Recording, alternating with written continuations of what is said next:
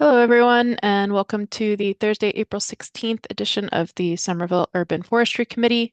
Pursuant to Chapter 2 of the Acts of 2025, this meeting will be held remotely. We want to welcome you all tonight, and one of our practices in our meetings is to invite any attendees to join as panelists. So I think you'll be invited to be promoted to a panelist if you'd like to share your camera and if you'd like to speak and say hello. So I think while that happens, we'll introduce the committee members. And first off, do we have a minute taker for this evening? It's Tori's turn, but she's not here yet, so I will do my best to take some notes until she joins. All right, thanks, Vanessa. And we'll start with committee member introductions, alphabetical by first name. So I think today is that David? Hey everyone, I'm David. I am a committee member and tree warden for Somerville. Um, and I'm excited to be able to have the windows open and the heat off.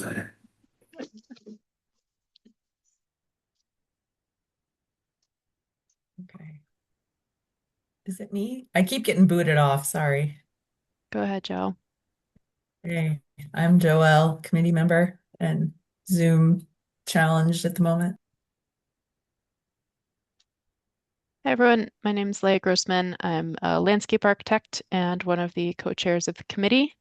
And I'm also excited about all the blooms we're starting to see, magnolias being out, and it's just a very fun season.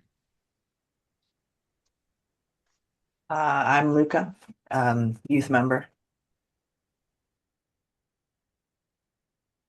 Think I'm next. I'm Marion. I am a member of the committee and also very excited about everything that is in bloom. Hi, my name is Michael Hendricks, tree enthusiast, co-chair, and enjoying the little maple flowers out everywhere these days.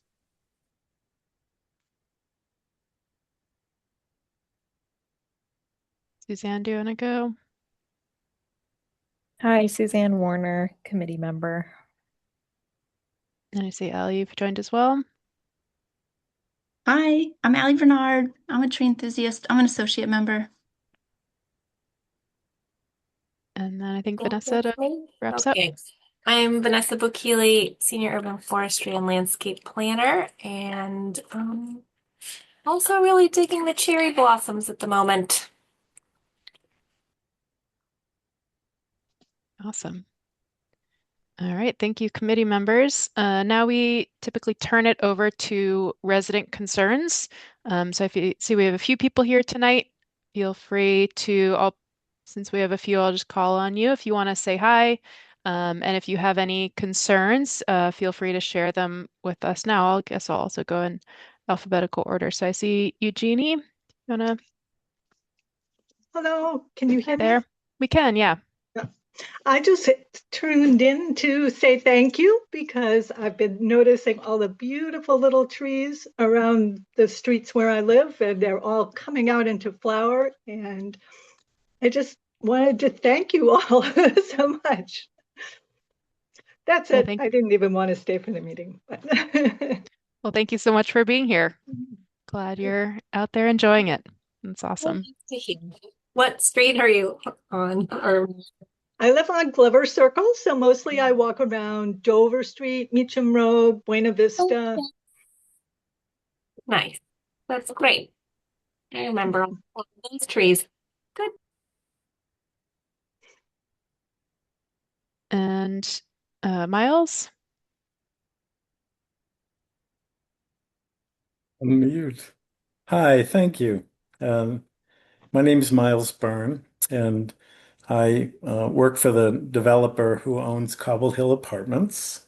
And um, and actually, it's not what I do for a living, advocating for Cobble Hill, but it has become my passion the last 4 years when I realized that they were going to be hurt so badly by the plans for 90 Washington Street. But the most if I have a second, I just want to keep it brief, but let you know why I even want to address you. I too love trees and green space. I've developed a 750 unit development in Pittsburgh next to the University of Pitt, and um, we we put so many trees in and so many green spaces because affordable communities need them to feel connected.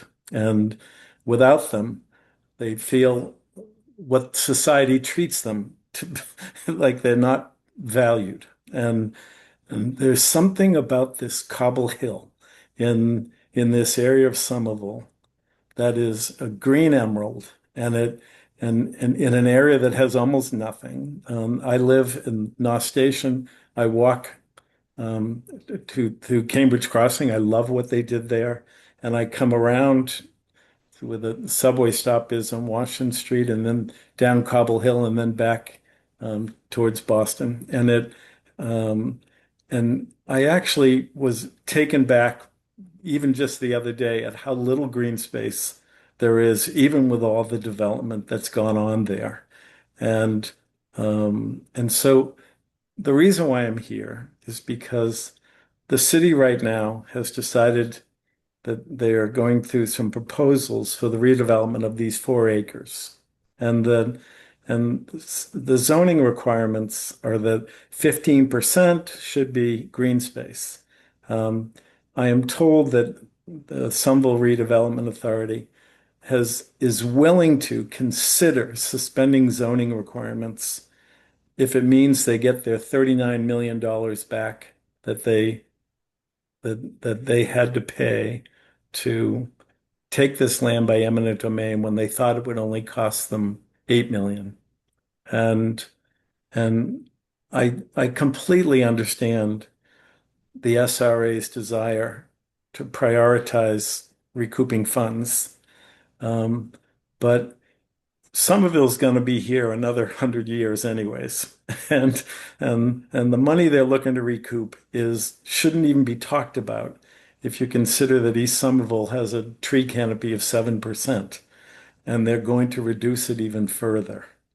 And so what we have been working with the residents of Cobble Hill, I have been working with, is do you really care? Do you care if those trees get cut down?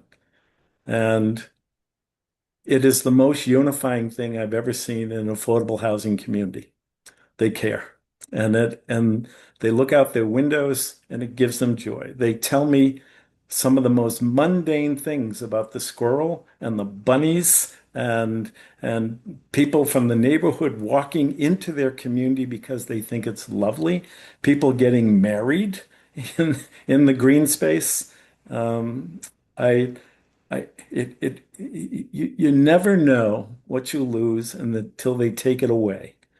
And if this community of 300 elders all may not be on this earth 10 years from now, well, the next generation will.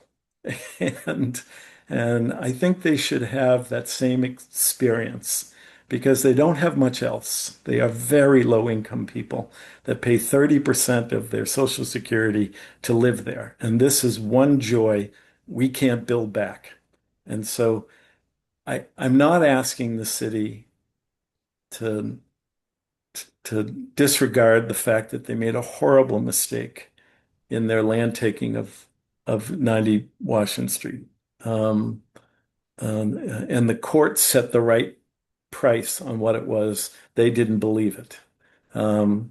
But what we're asking, what we are going to be doing the next several months is to say to the city, if you could just increase the 15% green space to 25%, you'd be able to save the spine of the green berm and the 38 trees.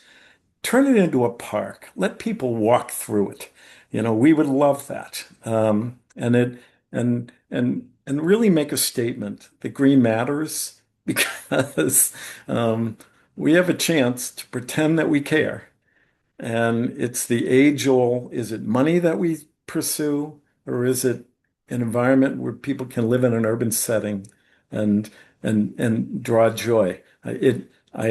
So anyway, I will end with this. If nothing else, I am so incredibly happy that there is a community like this group right now who cares enough to get on a Zoom and talk about this. And because you're not alone. We just, we're not given opportunities as much to save the things we have or to demand more out of developers for green. And if anybody wants to question my credibility, go to Harbor Point Apartments, where I worked for 20 years. It's the most green place you'll ever see, with 400 affordable families and 883 market. And if you looked up Oak Hill Apartments in Pittsburgh, you do not think it has 475 low-income families. You think it is a place where people live good lives in touch with their. We have deer walking through our property there frequently. So anyway, I'd be willing to take questions. That's not why I'm here. I'm just here to say, if you could help us with the advocacy, if the people you talk to, I will tell you, Jonathan Link, the new city councilor, is all in on this. And I don't know others, but somebody's going to have to make a tough choice. And if you haven't been by Cobble Hill, try by and see if we can take another hit by losing that berm. Anyway, thank you. Thank you so much for being here tonight. And I know that, yeah, Anne has been keeping us in the loop on the ongoing struggle at Cobble Hill, and we're here to, support and preserve the infrastructure that is there. So yeah, and I know that is also getting an update is on the agenda for this evening. So I'm just going to briefly paste in the chat our agenda. I'm sorry. Was that for me? Was that the update I was supposed to give? No. I know, I think John is here to give an update from the city potentially. Oh, okay, good. Yeah. No, Okay, John, okay. no, that was John's for Kennedy School. Okay. So Sorry. the 90 was It might have been me. I special. might have jumped the gun. I am so sorry. No worries. But I think that, yeah, you might be, Anne, if you want to say hi, and then we can take questions on 90 Washington after that, if that sounds good. Thank you. Yeah, Anne, do you want to just introduce yourself? And I think you're still muted. Oh, not yet. I can't get it to. There you go. Yep, you're good. Hi, finally. Okay. Ann. Anne Ryan, I live at Cobble Hill, as most of you know. So I'm glad Miles is here. And I don't have much to say at the moment. So I'm glad to be here. Okay, well, thanks for being here. And then I also saw Tori jumped on. Tori, do you want to say hi? Hi, I'm Tori Antonino. I'm on the committee and I'll be taking notes today. And good to see everybody. Great, thanks. And yeah, I think John, you'll introduce yourself when you have your agenda item. Great. All right, so yeah, then I think we can open it up for more discussion on the 90 Washington if there are questions, or I know our group in the past, when speaking with Anne, we've said, whenever is the right moment, our power as a group comes in sort of writing memos and being advocates.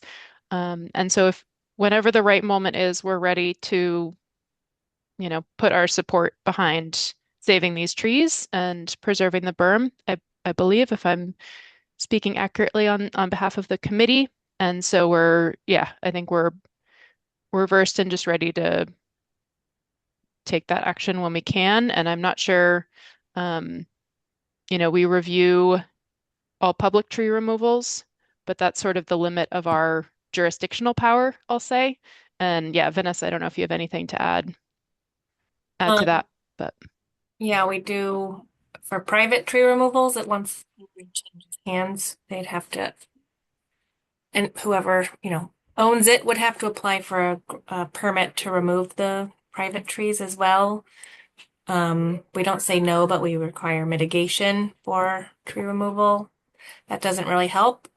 Planting new baby trees is not going to have the same impact right now that those large ones do, but they would, because there are so many, depending on how many they would, if any need to be cut down, depending how many it is, there could be, huge mitigation costs or replanting requirements. I also did want to say, I think I sent a link to the Urban Forestry Committee, and Miles and Ann, you probably know about this, but the RFPs for the property 90 Washington have been submitted, and there's a community meeting about reviewing them next week, I believe it is. Yes.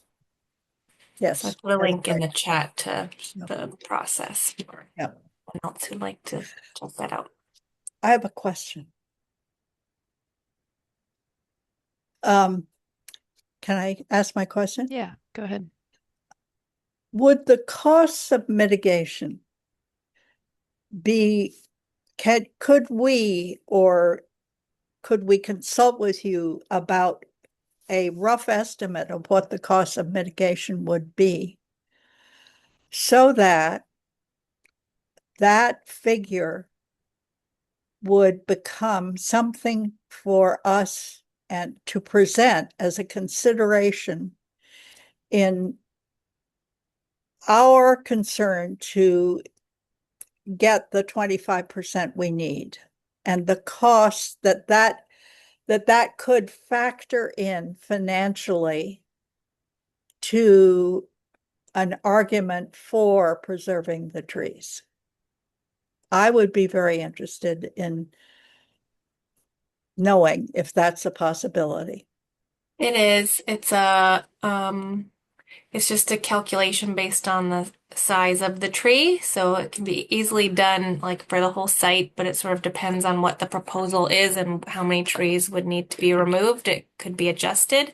I did go over all of the requirements of the private tree removal permit with the city staff member who's associated with the SRA, so I believe that information was conveyed to someone who like has more authority over this whole thing, but I didn't, I haven't read all the documents like the RFP, so I don't know if it was written down in there or who knows what exactly, but I could pretty easily do a rough estimate, maybe even right now in the background. I think that all of 90 Washington is part of our tree inventory, but I will go verify secretly in the background. So please continue. Thank you. I also want to add, in the public taking of 40 Washington Street, it also required our parking lot to be taken, and so we have some needs at Oak Hill that have to be filled, um, and otherwise nobody would we wouldn't have any visitor parking space, or most of our elderly would have to park in the neighborhood or on Washington Street, which just isn't safe. And we have been working with the SRA to give them plans of how we will restore the parking on site at Cobble Hill. Give us time before before you fence off this area. But there will be additional trees in Cobble Hill that will also have to be removed. We are aware of the mitigation on that. If they come down, we've got to plant them elsewhere. But it just, it's more of we wish that we're not diminishing East Somerville's meager allotment of tree canopy.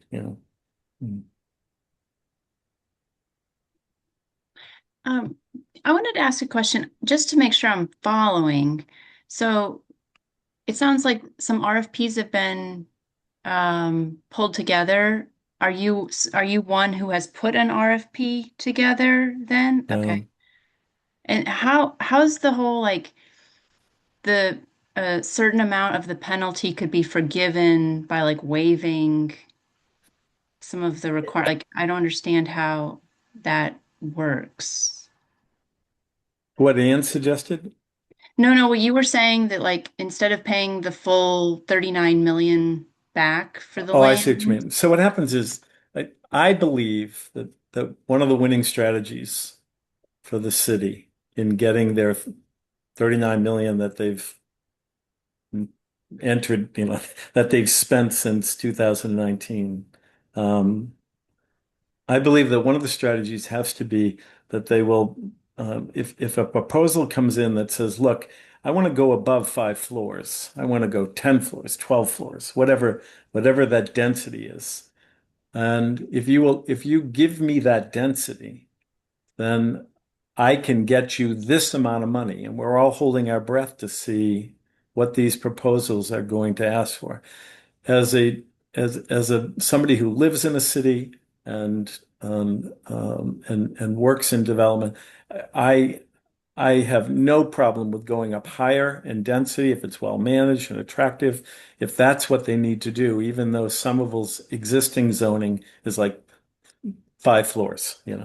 And particularly because it is on a incredibly valuable subway line that people don't have to come in with cars. And I believe that they might even developers might ask, because if I were to develop that, I would say, and we could do this many units if I don't have to do one for one parking. If you suspend that, I think I can sell these condos for $800,000 for one bedrooms and without a car, or something to that effect. So I think if the city, I'm not putting words in the mouth. They said that their goal is to get their money back. And if that means that somebody comes in with a suggestion for zoning changes, they are going to look at that very seriously. Normally in development, you go into any city and you don't tell them to change any rules or you're almost bounced. This is one where they're trying to be so flexible because this city needs money for other sources and they spent it on this that they did not expect.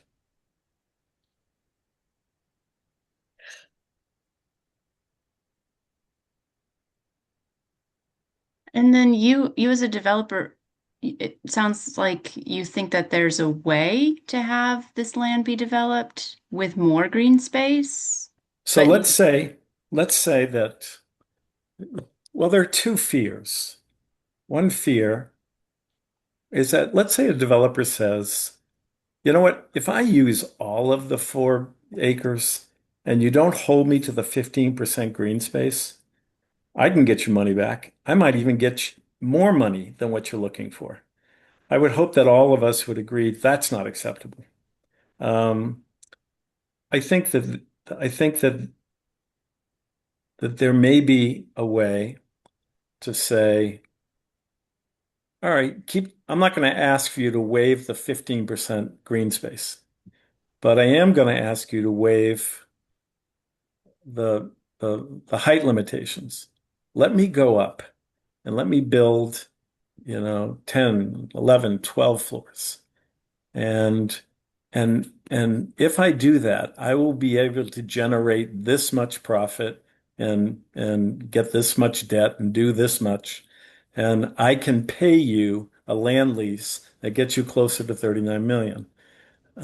However, what what I would ask is that if anybody is really interested in preserving green, then there has to be a point where you say, well, maybe you shouldn't get all 39 million back. And maybe we can we can we can ask them to build on 3 acres of the 4 acres so we can keep the 38 trees. Or there are fabulous landscape architects who would find some way to to save a lot of what exists if we turned it into some sort of a public space.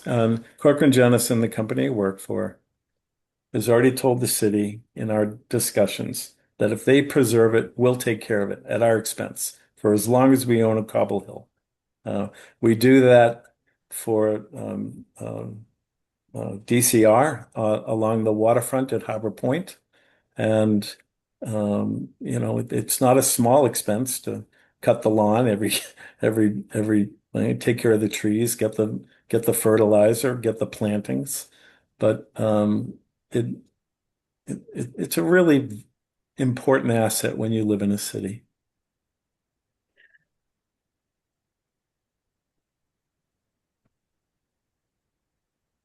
So then you work for Corporate Jennison. Did they make Corcoran Jennison, yeah. Did they make Yeah. an RFP for this land No. development?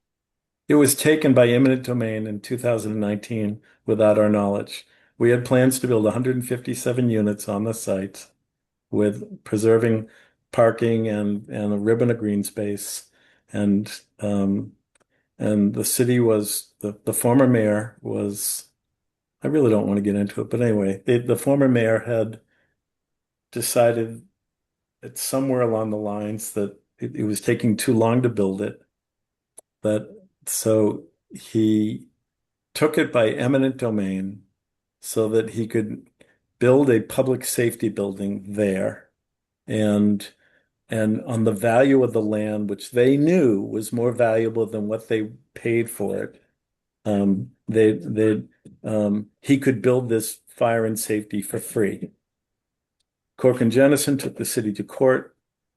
The court determined that the value of the land was 5 times what the city paid us. And all of a sudden that plan collapsed. Now they're in a position of having to get their money back after paying for the land that they took. And the people who will suffer the most are going to be this environmental justice community that enjoys their green space. But that's not what we're here for. We're here to just see if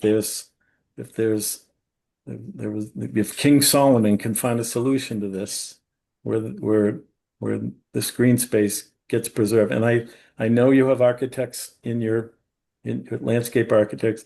They could look at this in ways that would be brilliant. I think Cambridge Crossing did a fine job of creating berm and giving doing a massive development while giving an awful lot of agency to green space.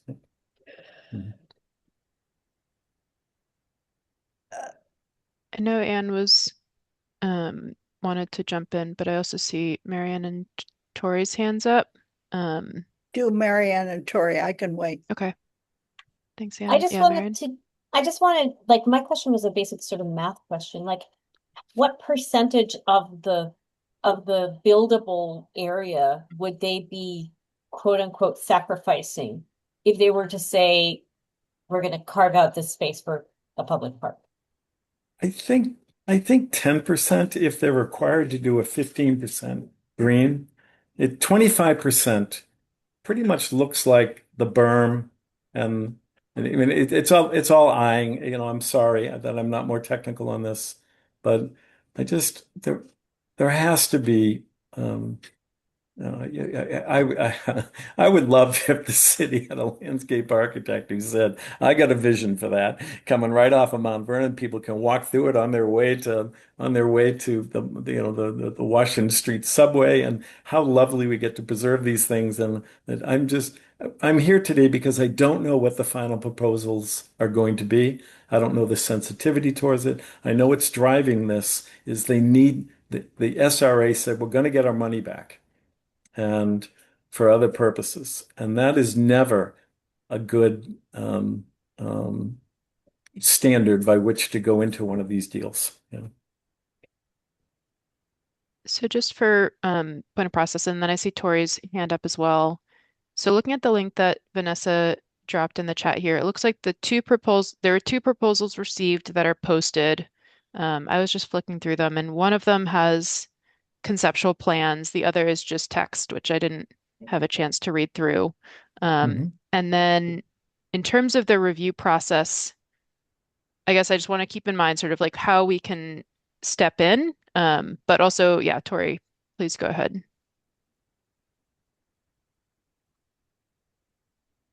Could someone take notes? Mm-hmm. I will. Thanks. Okay, so So you said some things that piqued my curiosity, Miles.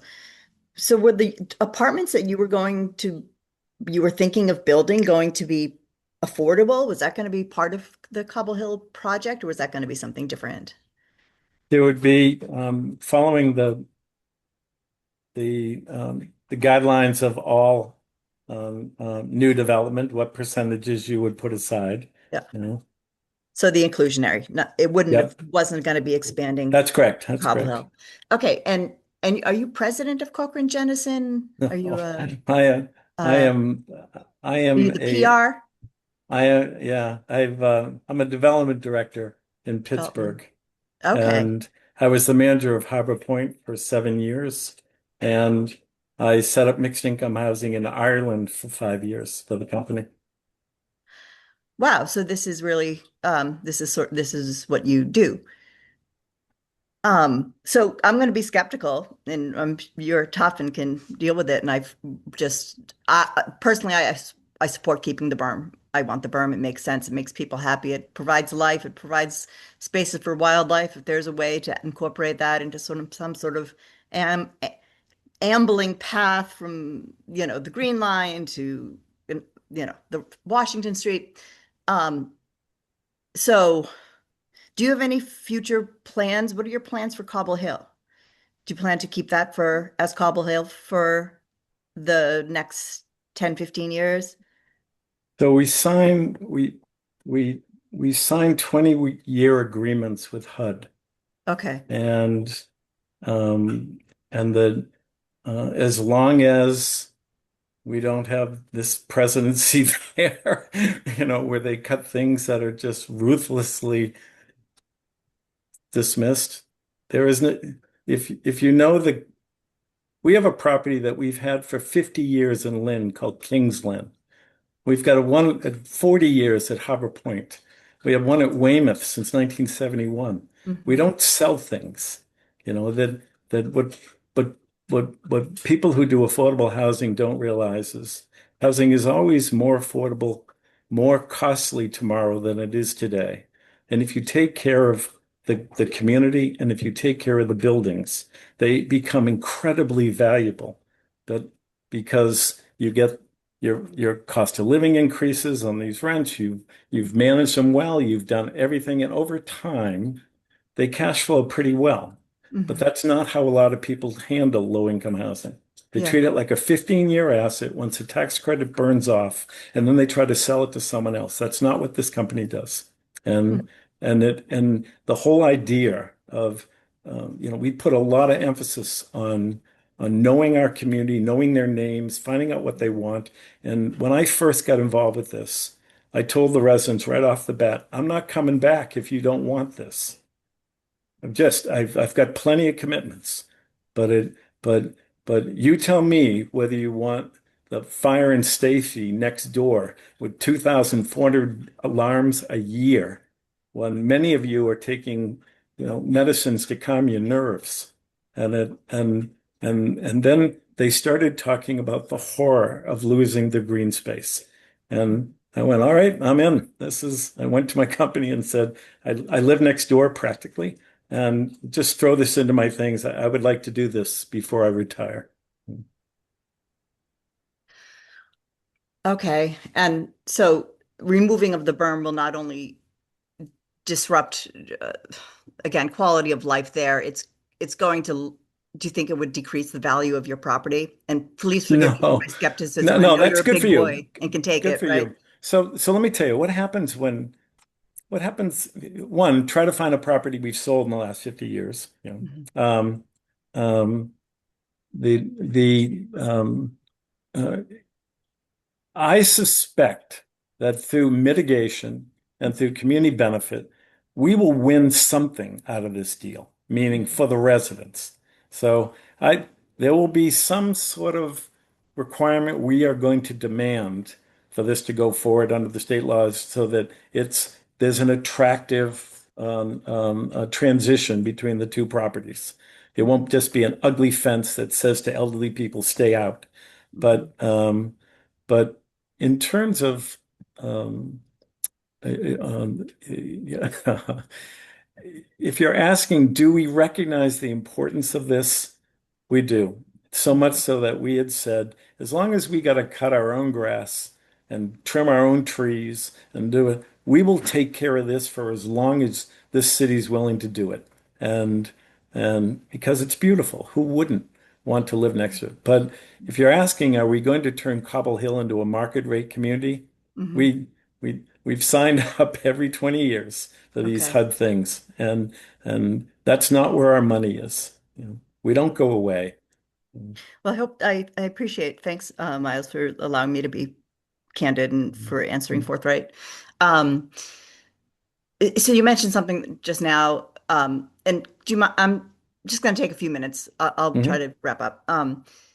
A community benefits agreement, that is something that I don't know who the nearest neighborhood council is to you guys, but neighborhood councils are usually known to negotiate community benefits agreement, and that's going to be a really big part of this with the Cobble Hill residents. And I don't know if the Cobble Hill residents, if that's something that they can be their own neighborhood council or how that would work. But it was just really key when you said that, because there's going to be needing these sort of community contracts that say, to continue to benefit the We're lives. also an environmental justice community, and we are Yeah, the one area of Somerville that has the highest amount of points for an environmental yeah, justice no, community. And when you go to MIPA asks whoever the new developer is, what did you do to address environmental justice? And you got to have an answer for that, right? Yeah. So Cobble Hill will be represented in some sort of mitigation. I may not be here for that, yeah. but I'm not worried about the transition between the two and making it attractive. That would be a ground zero of what we would ever tolerate. Yeah. But man, you got to recognize there aren't many places that are as attractive as that little berm, and I Oh, happen to agree with the residents. You no, know. it seems like your passion comes from a genuine place. You pointed out different places that you've owned properties, Hmm. how this is near and dear to your heart, and so I'm inclined to believe you. And of course, I love Anne. I love Anne. She's been brilliant. She's a de facto If it helps member. you, I'm a paid employee. I don't have a stock advantage. I don't even have a percentage of anything I've ever done. I am at the end of my career. I've Mhm. loved it. And it's only been successful because I organize residents better than anybody else. Okay. I have one more question, but I see Anne's hand, and I'll defer No, to go my ahead. Keep colleagues. going, Tori. Oh, I my wait. other thought was that beautiful lawn you have. Do you think you might want to give some over to do a meadow? Which lawn? Well, you have lots of lawn on your property. You say that you maintain it Yeah, because you mow it, and yeah. I Oh, don't turn know, it into a meadow. Oh, just interesting. I mean it yeah, like a like a natural natural. Yeah. landscaping Yeah, that the yeah, yeah, residents might enjoy yeah, gathering around. They might yeah, enjoy taking care of it. I just wanted to yeah, throw it out there because I look yeah, at your yeah. beautiful space. I'm like, Yeah, oh, yeah. So to be honest, anything like that, if there's a thoughtful thing that yeah, somebody wants us to consider, of course. Do you think it's cheap, taking care of it like we do yeah, and putting the chemicals down? But the truth is, it brings joy. I would argue that even though Cobble Hill was built 42 years ago, and it really could use some upgrades interior. People we have a long list of people who want to move in. It's because of the green space, hmm it's hmm because of the green space. Thank you, Miles, and thank you Mhm. Mhm. to my colleagues for your patience. Mhm. Yeah, I saw Anne, you had a comment? Yeah, yes. Did you talk about the outreach to MAPC? Oh, goodness. And do you want me to do that or do you want to Well, do that? I want to, Tori has brought up a very important point. Mhm. Neighborhood, we have tried to do a Somerville neighborhood council to include uh, Cobble Hill in East Somerville because we don't belong to Union Square, and that was highly established.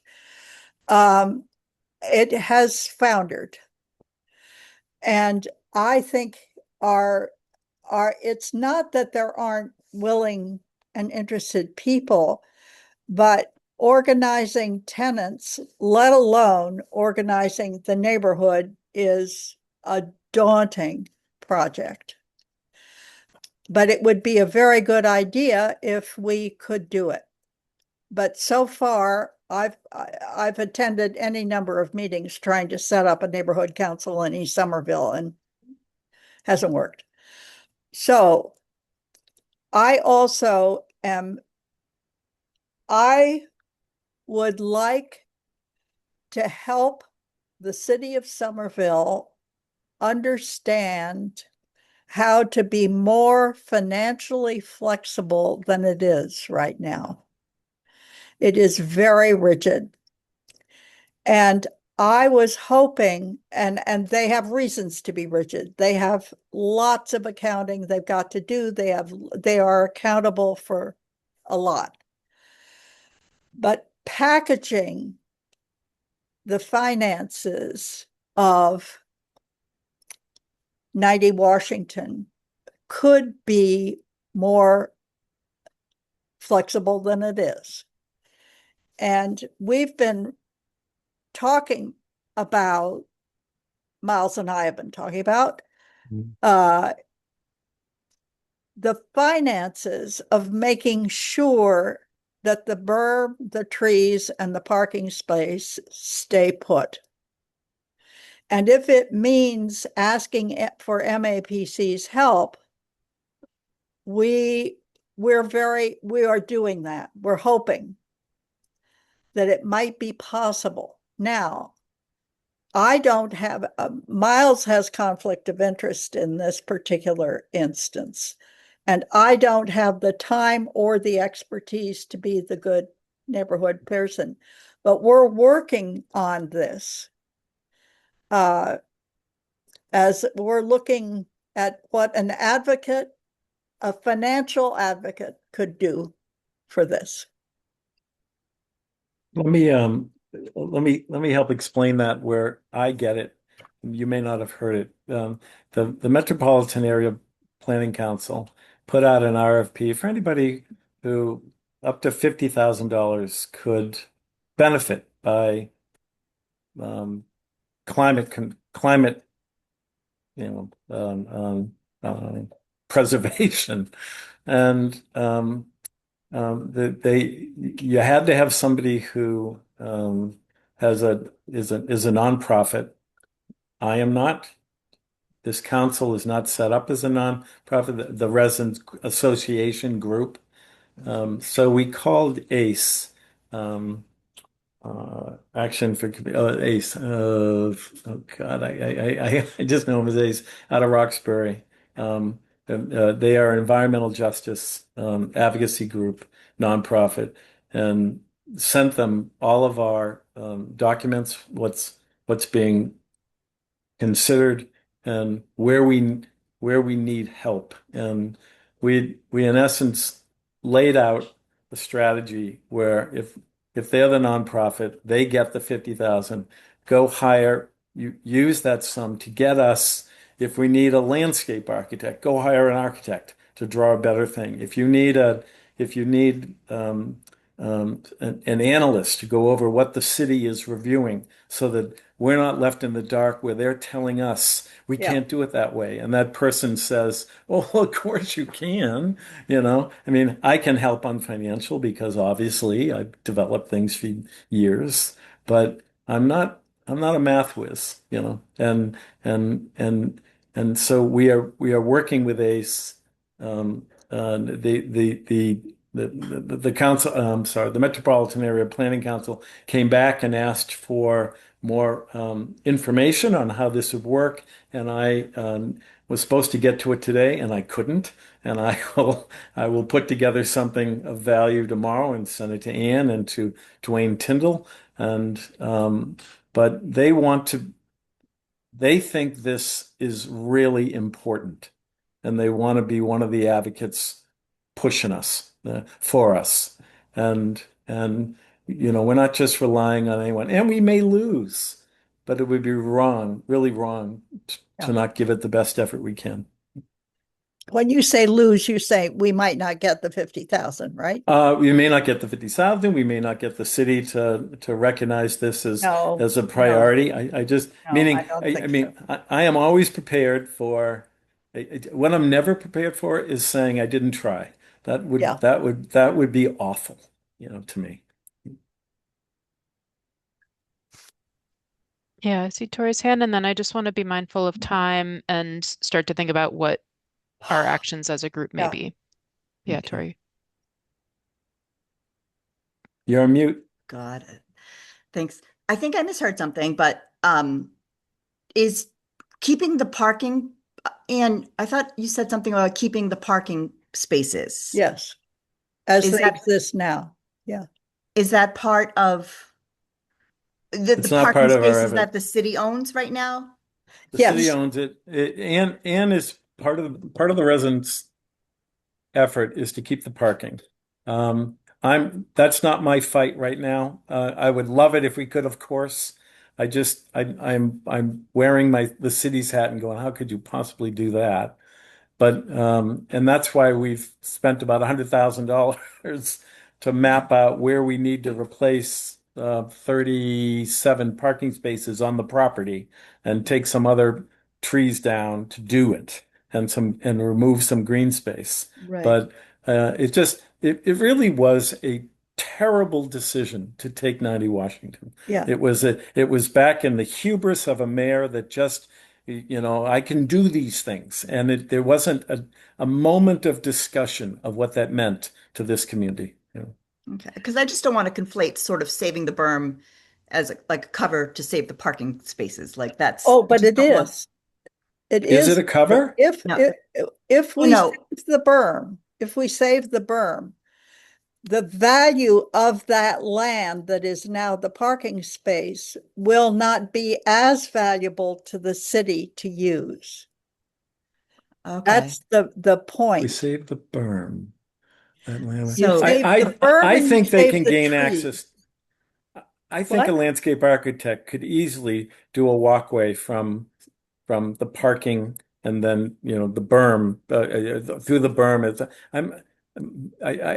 I have seen talent do things that I wouldn't have thought before. So that parking that is good. Thank you for pulling that up. Who are these talented people? If that parking remained, it could still remain for whatever new development is there, and then walk through the berm or something. I don't see it as I don't see by our pushing them to be smart about keeping the green space and maintaining as much as they can um, as somehow preserving the parking spaces. We've already committed to where we are going to have to find them on the property. But Okay. obviously, yeah, obviously, if she could, wouldn't that be great? But that Uh, this is where we kind of part ways. There yeah, is that's it. deep, Yeah. deep interest Yeah. on the part of tenants to Mhm. keep that parking space She's because right. You're right. the disruption of the new well, Mhm. it's Mhm. it's a hugely useful to the city because it keeps a whole bunch of short-term local traffic off Washington Street. And the disruption to the inside of Cobble Hill for an extended period of time would be really severe. Mhm. This is not a tiny thing, finding 37 parking spaces. Mhm. Also, we tenants would much prefer not to have somebody living or doing stuff in that parking space. It is an organic part of our lives. A great And way of saying it. what? That's a great way of saying it. It is. And Mhm. we would like to see it preserved. And it's one of the points where I'm hoping that if we have some outside advocacy in the sense of ACE indeed gets the MAPC support, we tenants would have voice with Corcoran Jennison as well. Am I being, am I? Yeah, but I mean, just personally, I don't like preserving that parking, like, and I hear you and I hear your passion. And I'm just thinking sort of environmentally, like, no, I don't want to take away more green space on Corcoran Jennison's property to build another parking lot. But like, I just don't want to confuse saving the berm. I don't want to have those two issues sort of be intermingled when I feel like they're separate. Environmentally, they feel separate to me. Yeah, I So was going to say it I would similarly, say Tori. not because of the replacement of because the replacing those spaces at our expense, at tenants' expense, in the sense that it disrupts our lives greatly. And it takes away our interior green space is a big deal in our lives. No, it sounds. So, and this is again, trade-offs that deserve better representation than they're getting right now. And I'm not blaming Miles.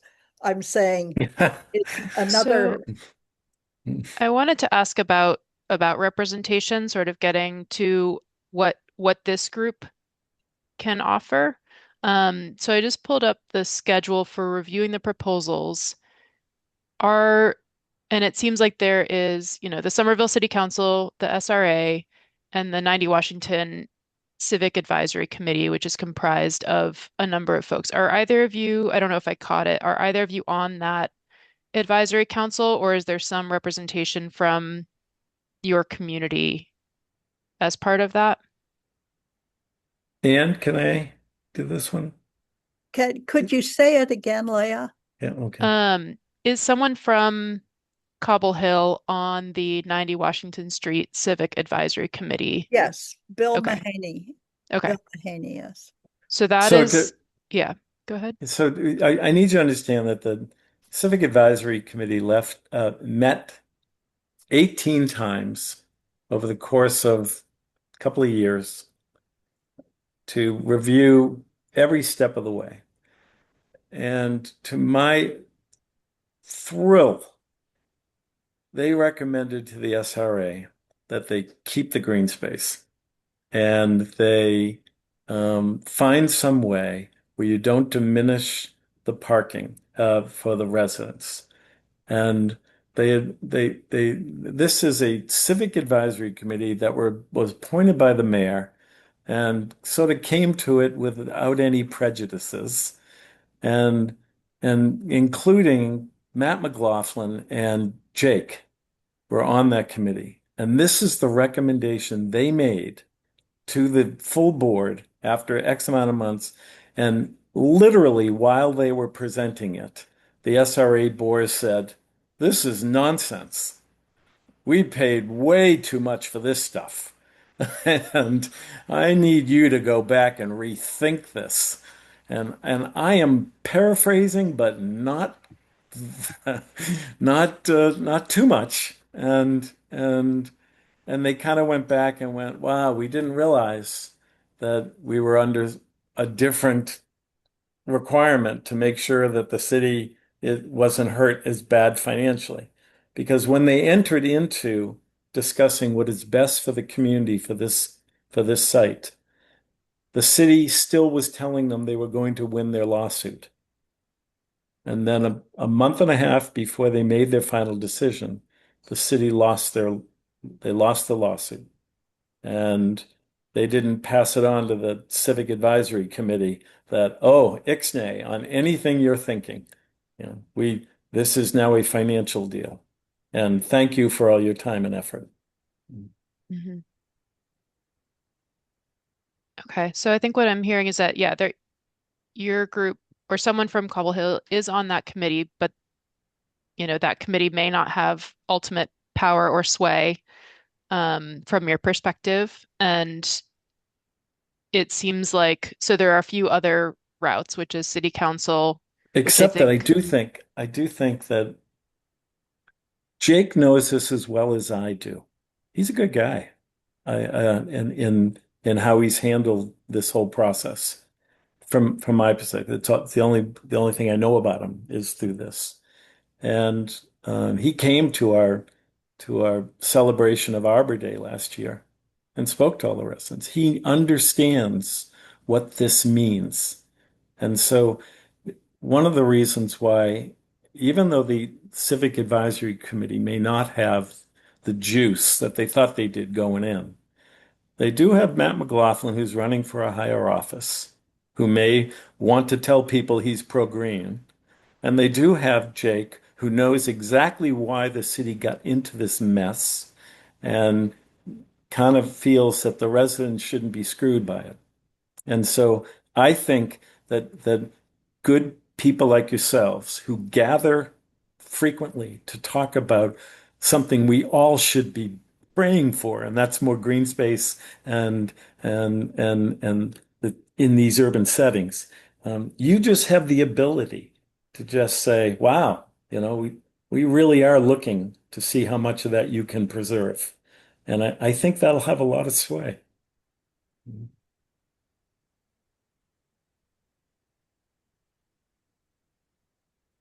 Yeah, so I think again, sort of looking to how we can act on this. It seems like there are a few meetings coming up. City council meeting next week, it looks like.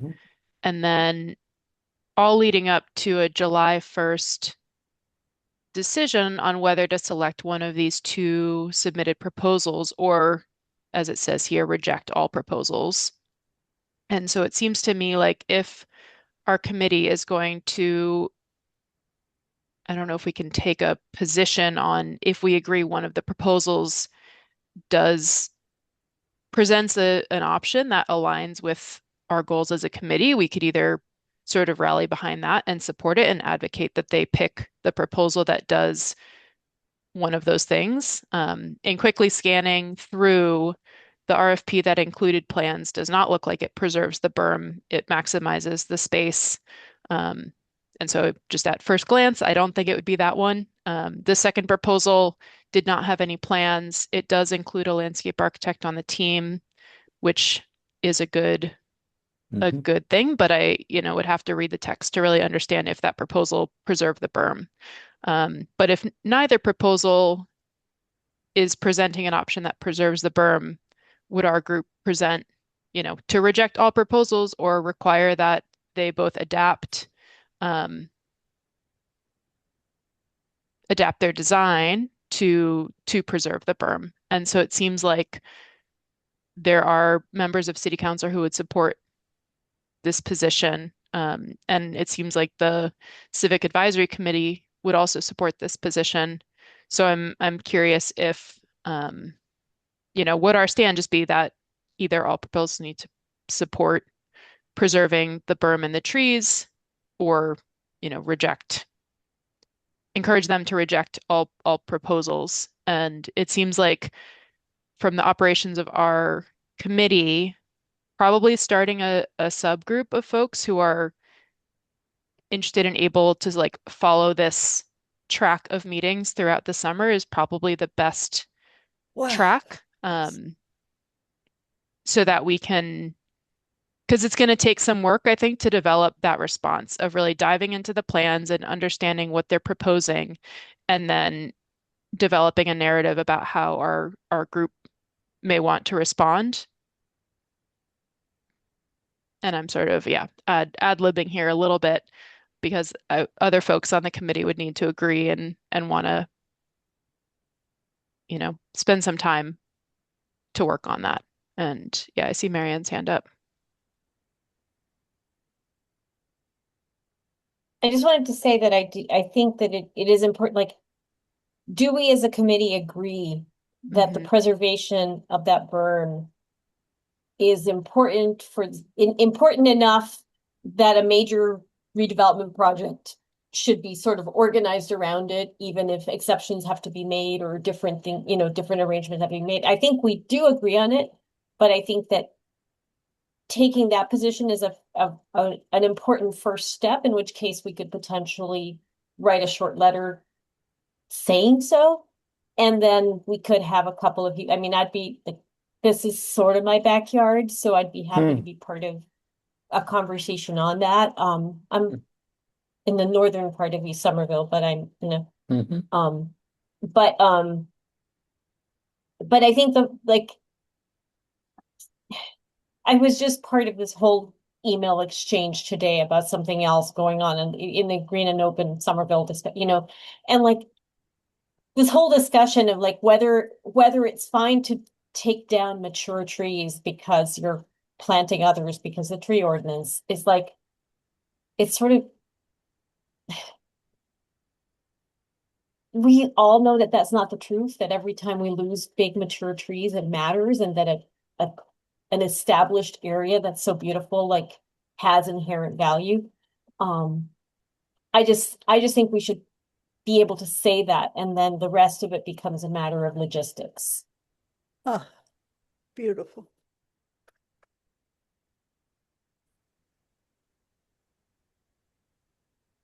Yeah, I want to see, did anyone else on the committee have sort of thoughts, ideas, or want to be involved in a working group of sorts?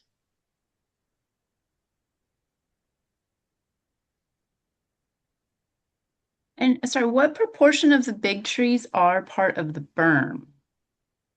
Probably about 80% of them. I think that I I literally counted them, and I think it's about 38 trees or something. And I'm not even counting the very robust bushes and greenery that's there. Is it safe And that this is kind of the outline? I mean, I think the that would fundamental be it. Yep. Yeah. What's missing is, challenge yep. is that, you know, the blue area is the site boundary that was offered up in this RFP, and it's a good 25% of the site. And Yeah. so it's fundamentally setting up whoever responds to this to fail, because they're saying, here you go, this is the site, make us the maximum amount of money that you can. Yep. And so Yeah. that Got is it. likely going to Yeah. be what the responses are. Yeah. If nothing else, your involvement causes, let me put it differently. Um, as somebody who has developed some property, I am blown away when I tell a landscape architect or another architect, can't we do something a little nicer here? Because they are so used to being told, just save me money. That's efficiency. But occasionally you have to look at what we're building and going, I don't want to live there.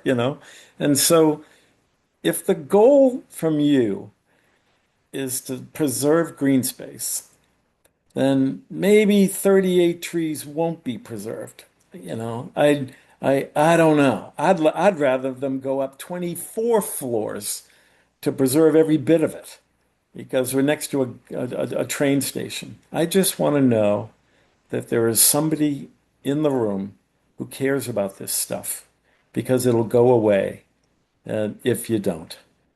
It's too easy to look at that as dollars to be picked up and not things to be saved. I always thought berm was like the little strip along the street. So this what you've circled in blue is what we're talking about when we say the berm. It's a mound that sort It's of rises 20, about 15 feet and then it's about 20 rolls. feet Yeah, tall. It's yeah, covered in grass, yeah, and one side goes right down into that red entrance the red, what yeah, was marked off in red. The other side has a double row of over 200-foot pine trees running parallel with, is that the right word? The berm. And yeah. the berm extends just about from Washington to New Washington, if that helps you. And I promise there are no cars that have been buried by snow on them. You know, like I oh, do have the tree inventory pulled up. I can steal the yeah, Great. share. yeah, that's good.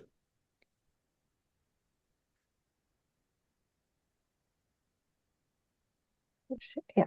So we did collect data from the 90 Washington site as part of our inventory. So the berm is here. There are a lot of trees in this tail end as well, Mhm. which is Mhm. harder to develop because it's a weird Mhm. narrow section. So Mhm. from my brief looking at the two proposals, they seem to be preserving this area. So those trees. There are a lot of large trees here too. But the berm itself is this row here. Mhm. So are both proposals suggesting to strip those trees then? I couldn't tell. I again was just reading it in the background during this meeting. It seems like that one with the drawings definitely would have to, just based on looking at the drawings, is my guess. The text of the other one mentioned preserving the berm, but I don't know. It doesn't have any drawings. I don't know how they would do it. So we should definitely dig into it. I like Leia's proposal of looking at what they're actually proposing to know how I would feel about either proposal. And I'm a bit caught in a strange place because I am pro preserving trees, but also as a member of the city staff, I understand the need to recoup the costs. So I Mhm. want to speak towards preserving trees that are worth preserving, but I don't feel like I should be part of a subcommittee to do that, and I may need to abstain from votes depending on what is said. So just putting that out there. Yeah.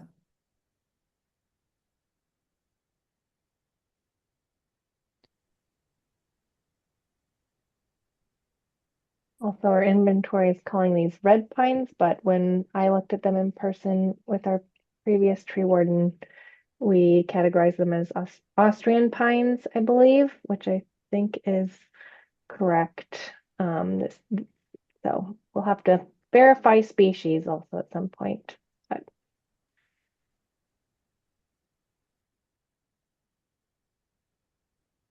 All right, so it sounds like potentially Marion and Tori in the chat are interested in being part of a subcommittee or sub working group. And then it looks like, so now it is April. Our next meeting is towards the end of May, and a lot of these meetings would happen um, during that month. And so I don't know if we may be able to draft a memo and approve it at the next meeting, which I think it probably needs to be on that timeline.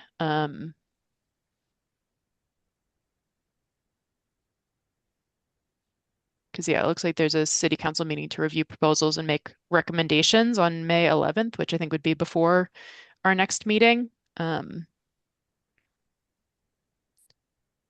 then we would be meeting our next meeting would be, before they make their final decision, but after some of these interim meetings. So I think, individuals are welcome to like act as individuals. And I think if we have a memo by the next meeting, we can definitely present that to city council and to the advisory committee and the SRA, most likely. Um, and that seems like that's probably the next best approach we could take. Does that sound right to other committee members? Or I don't know if we feel like we can come to agreement at this point about whether our stance as a committee is to preserve the berm and the trees. But I don't think, anything that we would submit on behalf of the committee would have to be reviewed and approved before being sort of published as a memo, just from a point of process.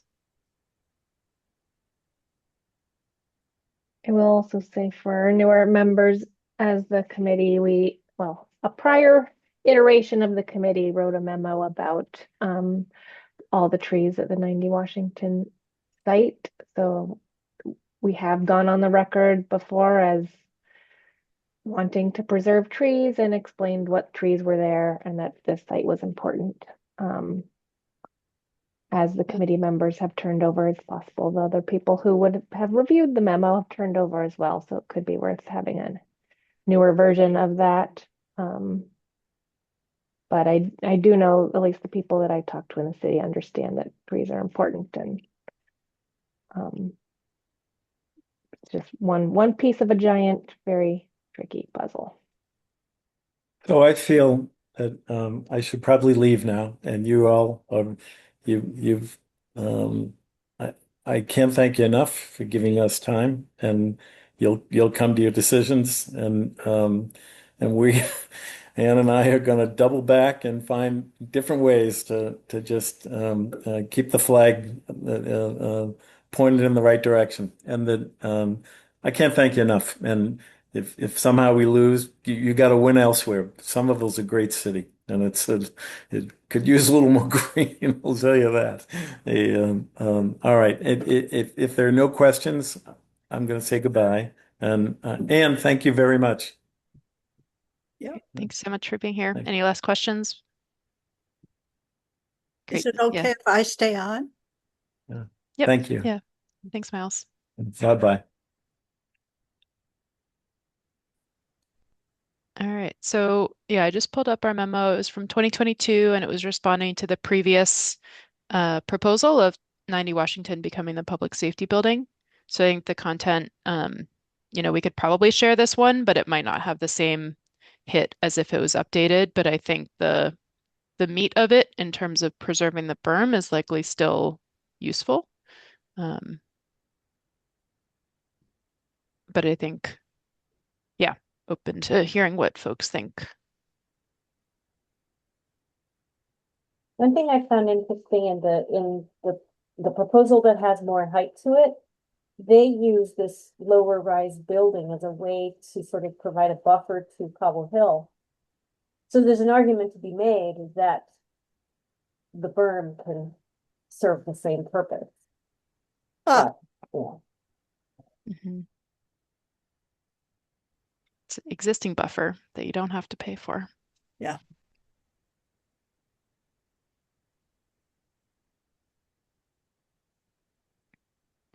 It seems like Suzanne is also interested in joining the working group. So maybe it's Tori, Marion, and Suzanne can work on a memo of sorts that the committee could approve at the next meeting, unless anyone thinks there's a swifter response that we could compile, but I don't know how that would happen without a supplementary meeting to vote on it. This month to draft and then review at the next meeting. Sounds good to me. Great. Does that sound good to the folks who volunteered to be part of that subcommittee? It Yes, does, sounds and good. I don't know when you know, public comment closes on advising the city council on where they weigh in on because the SRA, I believe, it has the final decision, right, on choosing a master developer or choosing the developer for this site, or that's what I understand. Of course, I feel like city council now has a bigger role because they have a seat on the SRA. And my only other thought was if we need this done sooner and if Arbor Day can become if we need another Informal public meeting, if that can become a time where we just like, okay, this is also maybe we take 15 minutes out of the day to vote on a memo. That's my only thing that's coming to mind. If May 11th, so May 11th, if that's the time, if that's when the city council discusses it, we don't meet until the 21st of May. So Yeah. that was just what came to mind, and maybe that doesn't need to be decided today, but that was because the 8th is our Hmm. Arbor Day, right? Yeah, that's an interesting theory. Would we have to like, It still because has I to know be it's, like open to the public, which yes, anyone can be there, but it's an event that's dispersed. I'm trying to think through logistics. I think that'll be challenging. I think it would be easier to just have like a short meeting on a Sure. random day hmm that's Yeah. not connected to that, because I'm also going to be crazy trying to figure out planting stuff and lead volunteers, and I don't know how many folks are even going to be there. Yeah. So maybe a supplemental, I mean, what if like the either like April 30th in 2 weeks from today, probably not the day before the Arbor Day,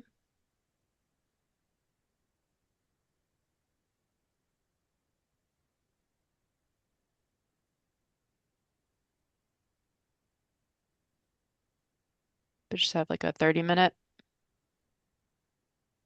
I could do either of those personally. I can send out a which of these days would work for 30 Mhm. minutes if the subcommittee or working group here thinks you could be ready for either of those dates.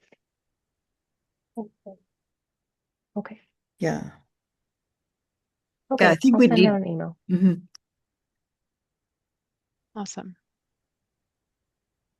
All right. Well, thanks everyone for, I think this, it's something we've been working on for quite a few years now, and so I think it's really great to follow through on it and see what weight we have and how we can best use our non-power power. Mhm. Mhm. All right. So I know we also have another item to review on our agenda tonight. So are we good to shift to the Kennedy School Playground update? Or yeah, I guess before that, any last questions, comments on the 90 Washington? All right. So I think, yeah, Kennedy School Playground renovation and tree removals. Perfect. Thank you very much. So I see a lot of familiar faces, but some new faces as well. So I'll just give a quick introduction. My name is John Bronicat. I am the Senior Public Space Planner for the Public Space and Urban Forestry Department here with the city. I am a project manager in a lot of different projects for the city, including the Kennedy Schoolyard, which we're going to talk about today, but also Dilboy Auxiliary Fields, and then Ken Kelly Park, which opened up last September. Um, Before this job, I've worked here for 3 years, but before that, I was landscape architect for a large engineering firm and then worked as a residential landscape designer out in the Berkshires. So I have a little past experience in landscape architecture. So if I can share my screen, I'm going to give a quick presentation on a little background about the project, and then talk about the trees, which I'm here to review with you all. So you should all be able to see my screen. Great. Yep. So the Kennedy School is a school located on the corner of Elm and Cherry Street, kind of near Porter Square. It is a school for pre-K to eighth grade. And specifically at the school, there's three main programs that highlighted a specific aspect of the playground that we wanted to design for. Those programs are focused on social and emotional and physical disabilities at the school. So this school takes a higher proportion of those students in the Somerville school program, and provides them the additional resources that they need at this school. So what we're trying to do here is build the city's first fully inclusive playground. With inclusive playgrounds, we need a little bit extra space to make all of those ramps and accessible elements of play features. So we looked at a bunch of different inclusive playgrounds throughout the greater Massachusetts and New England area and determined that the size of the existing playground was a little bit too small, so we needed to expand it. So what we kind of went through many design iterations was to reduce the parking and consolidate the bus drop-off, which would allow us to expand the existing playground by about one additional basketball court. So there's two basketball courts there, adding a third space-wise to this project. We met with a bunch of different city staff departments, had many different community meetings, did a lot of different events at the Kennedy School with the students, teachers, and specific faculty members to kind of figure out their needs for this space and how to make this design the best possible. So after working through a few designs, we came up with our preferred design. So you can see here that we're reducing the parking lot. We're reducing it by about 15 parking spaces, as well as consolidating the bus and accessible van drop-off loops with 2 separate spaces for them to pull in. A big element of this project is also making the sidewalks from Elm Street up to the school, as well as off of Cherry Street up to the school accessible because they're currently not in compliance with that accessibility. So meeting those grading changes proved to be a little bit more difficult on this project than we first expected, but we were able to achieve that goal. So as you move into the playground area, we are kind of dividing the space up by a few plazas and shade structures, both trying to accomplish shade with a physical structure that can provide shade immediately, as well as a bosque of trees that will provide shade in the coming years as it starts to grow and develop in the playground. We then have a main basketball court that's a multi-use sports court, along with some rain gardens and a main inclusive play features with pretty much any type of play equipment that you can imagine. Slides, accessible slides, bridges, structures that you can climb up and down, rope features, parkour elements, and some fun spinning elements. So they really were able to compile a lot of different play elements, a lot of the needs into this design. So with this design, we are looking to do this project in 2 phases, and that's because it's a school, so we need the school to be accessible during the school years, and we don't want to provide a large burden on the school.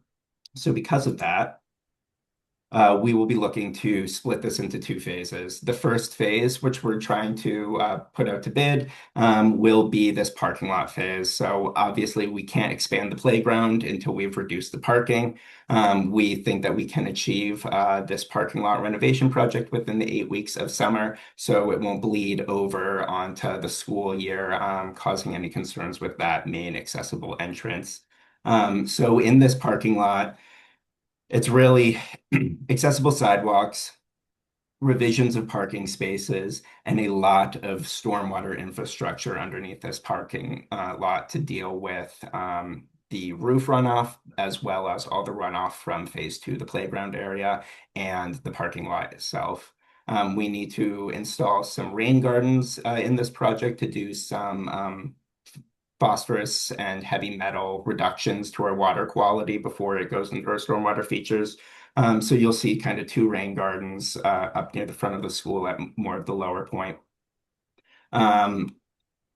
This main phase also allows us to expand that basketball court, which will then kind of become the temporary playground as we kind of flip over onto renovating the actual playground for them, kind of giving the kids a space to always play throughout this whole construction project. So with that, why am I here? I'm here because we need to request the removal of up to 16 trees at the Kennedy School.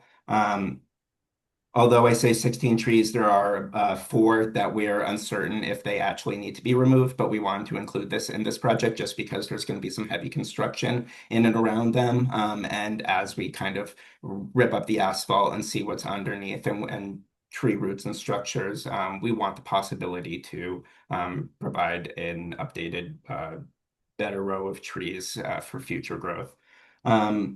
So I'm coming to you for the removal of all of the trees, although we are kind of splitting this into 2 phases just for ease of this project and kind of being clear about all of the work that we're trying to do on this project.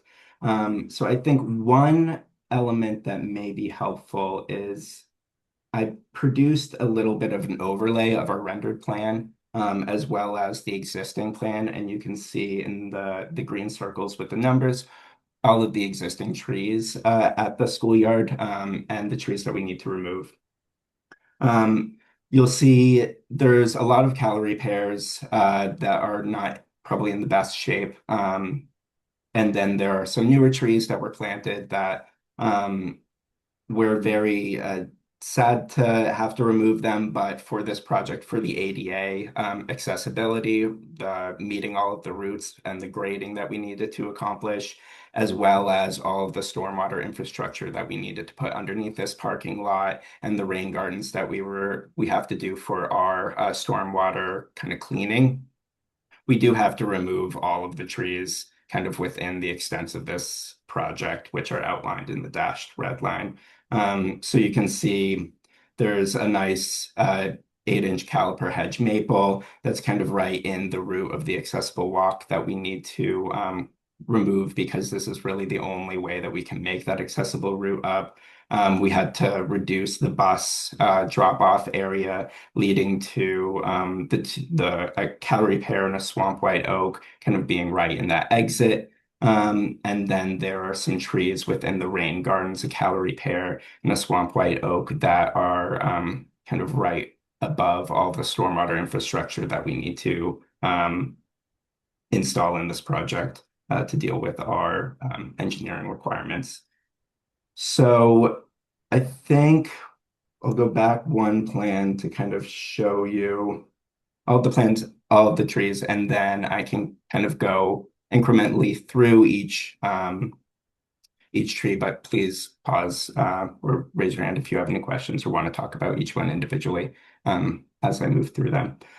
So I'm going to be working from page left to page right on this. So we'll be moving down Cherry Street and closer to Elm Street, closer to the front of the building.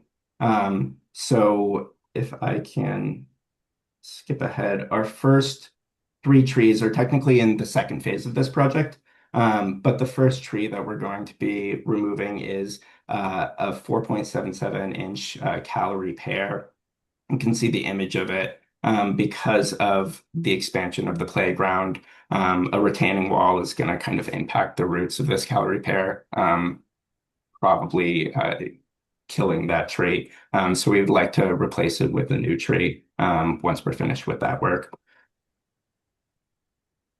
The next tree, kind of near the basketball courts, is a 1.93-inch cherry or plum tree. I wasn't sure entirely what it was on our field inspection because the buds weren't really popping out when I was taking these pictures, and it was a little bit harder for me to identify. And then the final tree in this section is a 7.3-inch little leaf linden that has a lot of dead branches on the top of it, a lot of dead limbs. Probably not in the best shape, but I don't have pictures of it. Or maybe Vanessa can help me with pictures of it in its leafed out stage after I kind of gone through all of the trees. That's the one tree I don't have leafed Oh. out and wasn't in the inventory. Other ones other than that one, Vanessa can help. So moving on to the other side, closer to the parking lot area of the project. Sadly, this nice 8.2-inch hedge maple will have to be removed because it is kind of in the drive aisle or the accessible route up to the school. Then there is a 2.7-inch calorie pear that's kind of along the sidewalk. Again, not really in the healthiest of shape. Then there is a 2.88-inch swamp white oak kind of located right here in the middle of the parking lot along Cherry Street.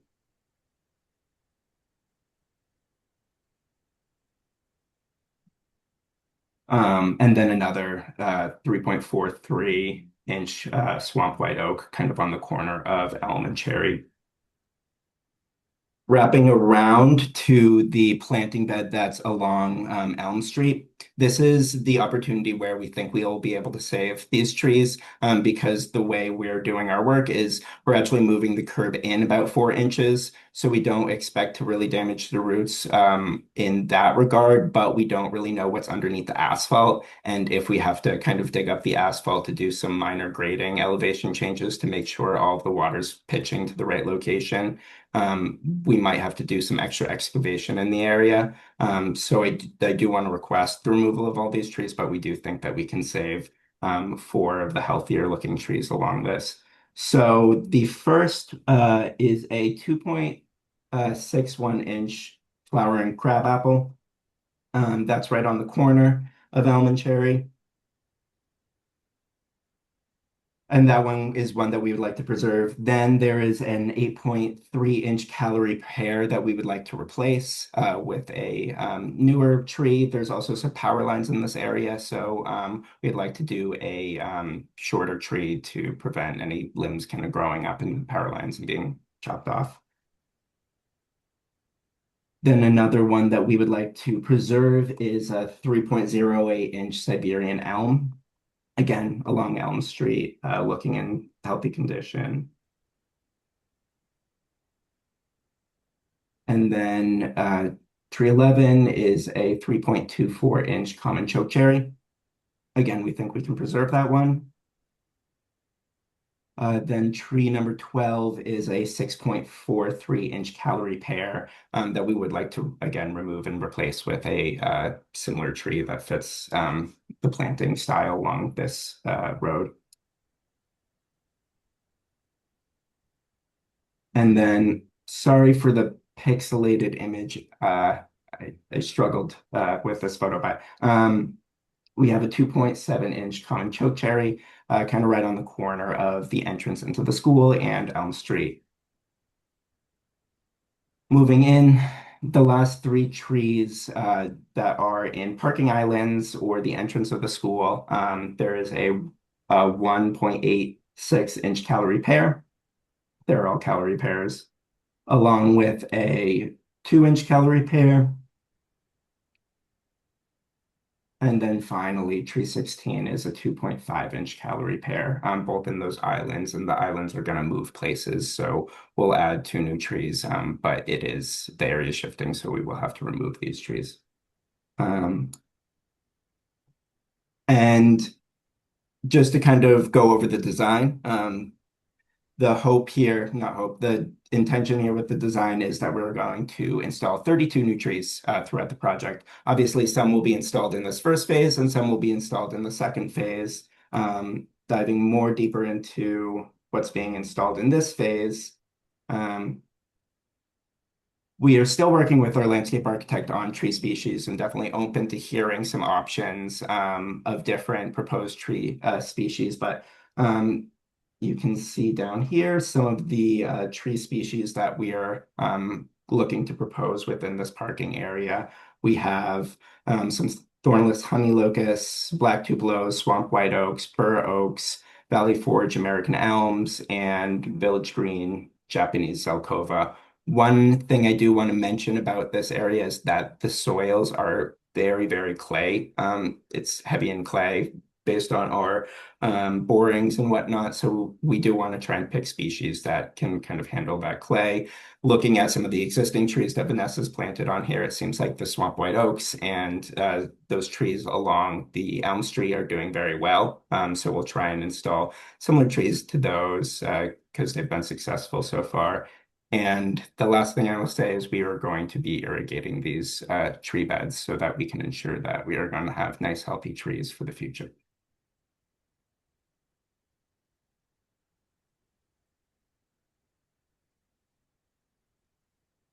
Great, thank you. Just a clarification question. Will you come back and present phase two design when it's getting built, or do you guys only need to come to us when it's removals? I'm more than happy to come when I have that design. So that design will probably be finished in November of 2026. So I'd be happy to kind of present that design and get some input on tree species then. But I would like to try and do the whole tree removal aspect of it in this meeting, just so I just kind of have that like locked in and know if any changes need to occur in the design. Okay, that makes sense to me. Yeah, seeing some thoughts in the chat about bigger design ideas, and I'm wondering if we can. I also have lots of ideas for that other area, but wondering if we should focus our comments tonight to just the removals, and maybe we'll have another chance for design and proposed species at a future meeting. Does that sound right to folks?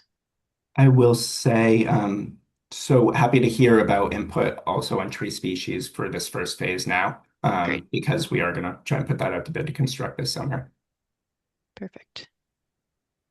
All Can right, so let's talk about, I also add, yeah,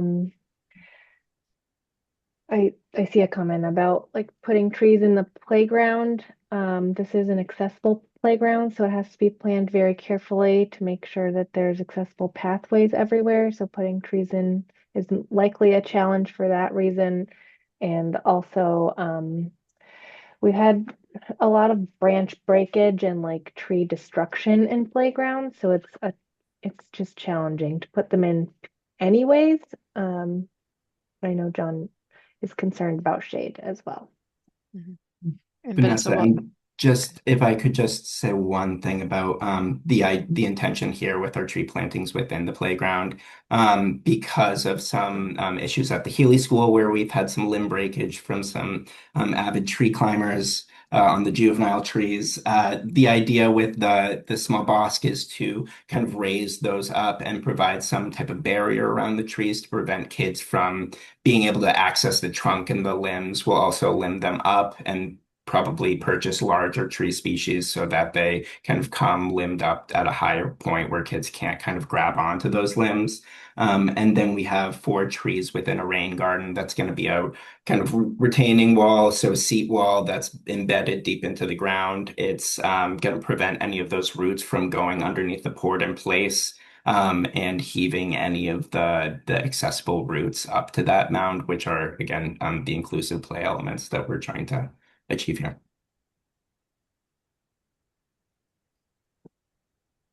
And then, yeah, so before we go to committee member comments, Vanessa, could you just speak briefly to the um, requirements to replace in terms of this being a school? Does it count for 100% native Oh, for replacing?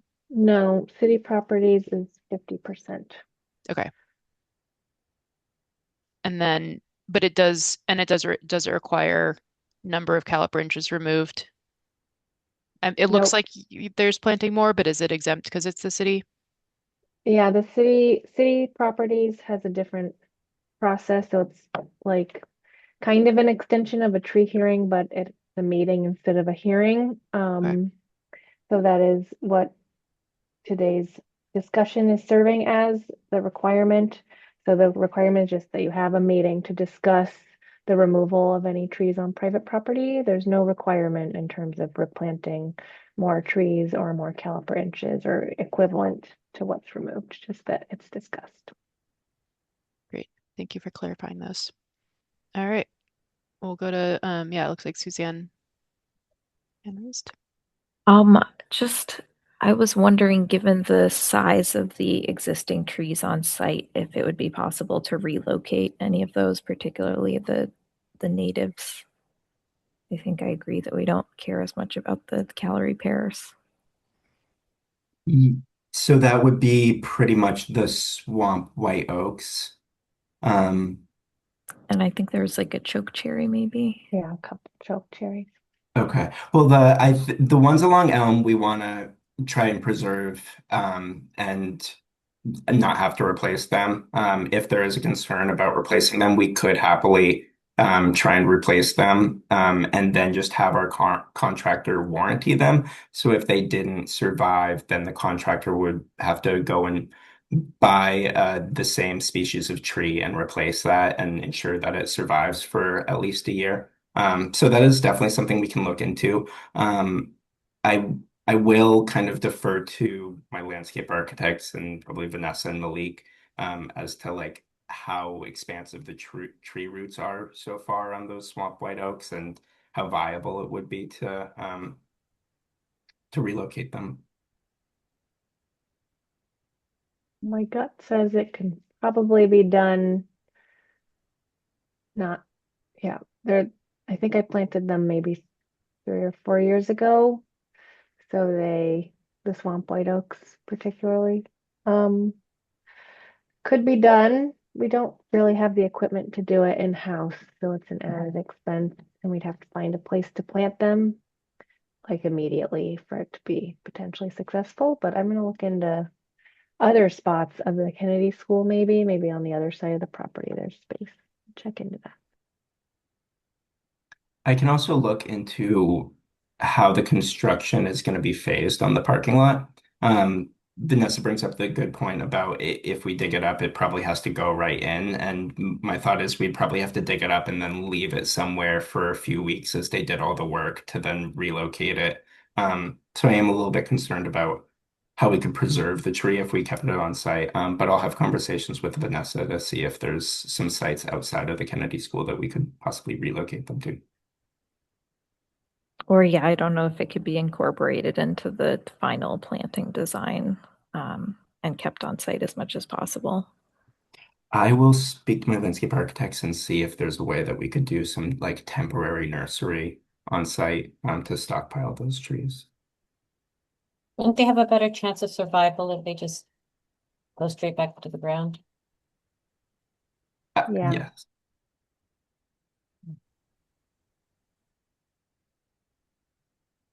All right, Maren, did you have a comment? I did. Well, one of the things was I do think that we should, like, I will personally suggest that we just say yes to the calorie pairs. It's okay. Goodbye. Thank you guys for your service. But I do think that yeah, we should definitely. I would say we should try to save the other ones to the extent possible, even if it means by relocation. And I also think that we should strive to do all native when you do replace them, but that's for another conversation. And then the third thing I was going to say is, or I don't even know if it's third or fourth. Is there, are the new trees going to be competing with power lines? So the hope, there's really only power lines along Elm Street, and they're kind of more above the sidewalk than the actual green space. But I know when talking with Vanessa, looking at the site, it was the idea to have kind of shorter stature trees, just to be cognizant of those power lines and however sort of sometimes trees are street trees under power lines. Because I was going to say if there is any potential, like if there's any potential for burying power lines that would prevent us from planting some good shade trees, I would say that it's a worthwhile expense and a worthwhile trouble. Because I don't think like as Allie pointed out, like we really want shade. Like kids are going to need shade and they're going to need more and more shade as climate change brings more extreme heat earlier in the season and all of that. And so like I don't want to have cute little trees that don't have arguments with power lines. Yes, that I can assure you. So the main power for the school is buried and it comes directly, oh sorry, it comes directly into a transformer underneath the street. So we won't be touching any of that. And then like I was saying, the power lines along this road, they're outside of this project, so I can't bury them within the extents of this project. But luckily, from this side, a lot of the trees will be able to reach their full height, especially these trees around the playground, which for majority of the day will be casting shade kind of directly on the playground itself because of the direction of the sun. Awesome. Great. I think my comments will echo a lot of things that have been said in the chat. But yeah, I think if the swamp right oaks could be either relocated somewhere else on the school site or temporarily boxed and covered and mulched and replanted. Not only would that hopefully be worth the cost to not buy a new tree, but I'm also curious to just see how it if it worked, could be a good pilot for future endeavors throughout the city. But also making sure that if that does happen, when the trees are transplanted, always keeping them the same orientation that they were. But I think it's beneficial because they've already adapted to this site, and so hopefully would have a higher chance of survival. Um, and then I think, as Tori said in the chat, skipping the Zelkova, I would argue the same, and advocate that we get. I mean, I think on a schoolyard, especially having 100% native, I think we've proved that it's possible, and I think it would be a great goal, even if it's not totally mandated. And then I also agree with more, you know, finding an opportunity to get more shade in the playground, but I would advocate for more shade in the parking lot as well. I know parking is always at a premium, but sacrificing one space in the middle for a tree pit, I just have to say it to see if we can push back. Because I think seas of asphalt are just not in our future, and let's do our best to see if we can push against that and get more opportunity to break that up as possible. And it will also alleviate some of the stormwater if there's another chance for things to run off along the way before they get to the rain gardens. Yeah, and then generally, thanks for bringing this to us, as always.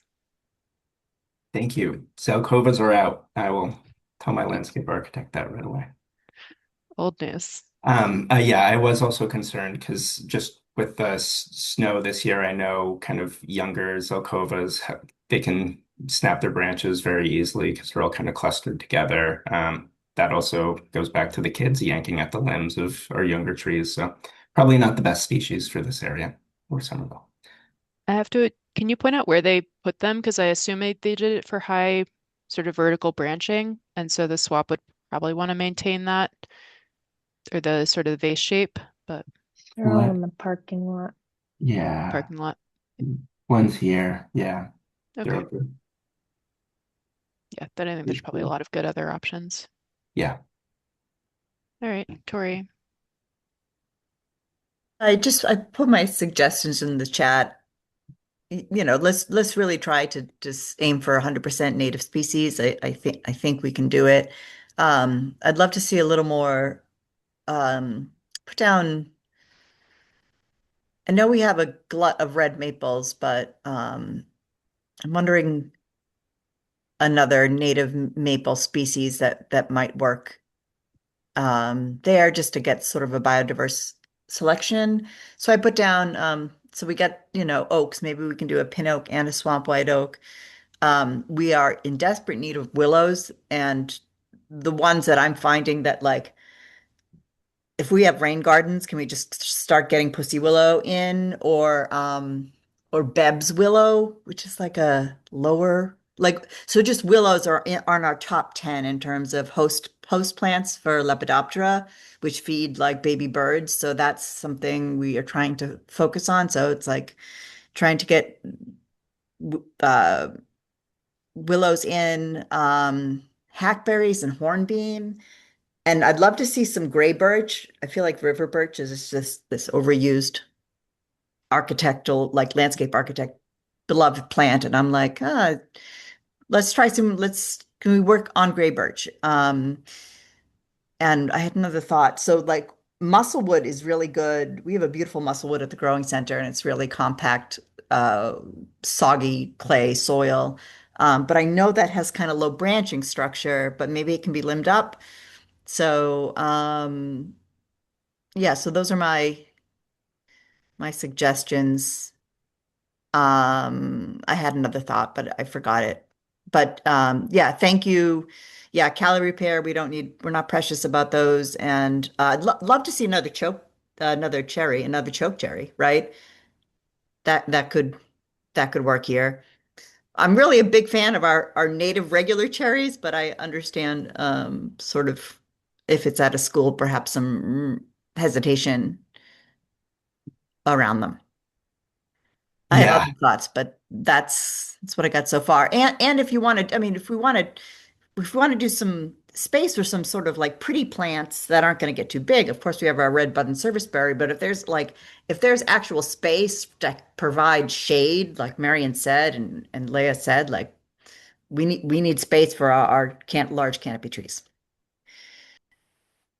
Thank you so much. I can definitely incorporate these comments and pass them on to my landscape architect. Um, Interesting about the mussel woods. I don't really know much about them, but I'll definitely look into them because the clay soil, it's the permeability rate at this site is very hard, and thus the stormwater infrastructure was a little tricky to kind of figure out because it does not infiltrate much here.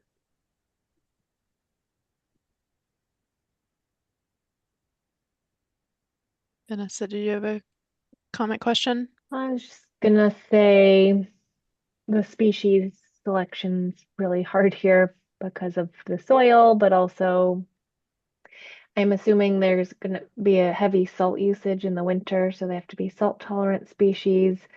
We can't have a lot of messiness because of the accessibility needs. So there are some oaks along the edges, but I recommended not to include more oaks like near closer to the building to make sure the pathways don't become trip hazards when the acorns start falling. The honey locusts can really buckle sidewalks over time, so placement of those is challenging. Um, I do love the cherries, and I'm happy to think through with John too some other cherry options. The ones that I did plant are the red leaf ones are the only ones I can find, so hopefully they're helpful to some things, but not as helpful as the green leaf ones would be. Um, but maples, it might be a really good addition too to add some fun diversity in there. And the Celtis and the native lindens, those both have really high potential to have aphid honeydew things, and sticky walkways and sticky cars are also not great for this space. So it's challenging, but thank you for all the Yeah. suggestions.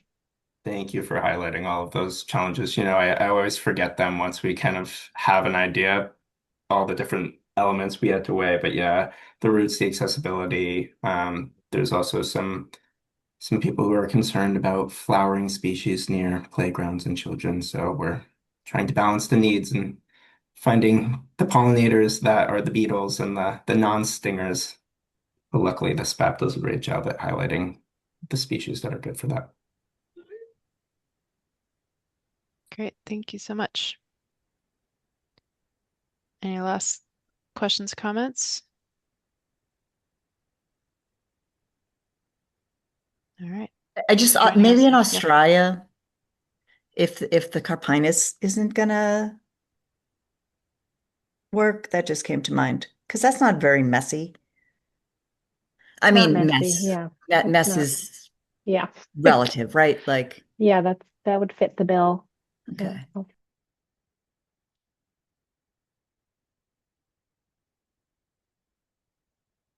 I've got all some right. great notes and some great information. I really appreciate all these recommendations, and I will discuss them with my landscape architect and kind of revise these plans. Great. Thank you so I was much. just gonna Yeah. pipe in. I put a comment in. So it's not really tree related, but it's kind of thinking about a lot of the benefits that trees provide and just thinking if there's ways to incorporate it. Maybe the cost is too much, but um, I hate taking my kids to a playground when there is no shade, and I can't do it during tons of hours of the day. So like if you can't have trees, totally understand like the reasons Vanessa laid out. That made a lot of sense, but I just don't see shade here. And like my kids play at this playground, they go to school here. So I don't know if there's like other shade structures. I really would Yes. recommend that. It's going to get only hotter and hotter in Somerville, and Somerville seems to be like the hottest city in like New England. The snow melts here first. So if it can't be trees, something else. And then I don't know if like the city has thought about this, but when they're gonna like completely redo a parking lot, like can you put solar panels on top to have renewable energy and shade that way? Um, Yeah, I can answer both those questions. So about the shade, we're trying to accomplish it in a bunch of different ways. So we have the trees, we have the physical structures like these. We also, it's not really shown because we want to show what the play features look like, but there are like canopies that extend from the like roof of these structures and kind of, sorry, that highlighter is not, oh, cool. but in Okay. like Okay. little triangles that cast shade because we Okay. the before people started talking about the play elements they want to see in the playground, the first two comments were shade and drinking water, drinking fountains, and that every single person asked for those two items.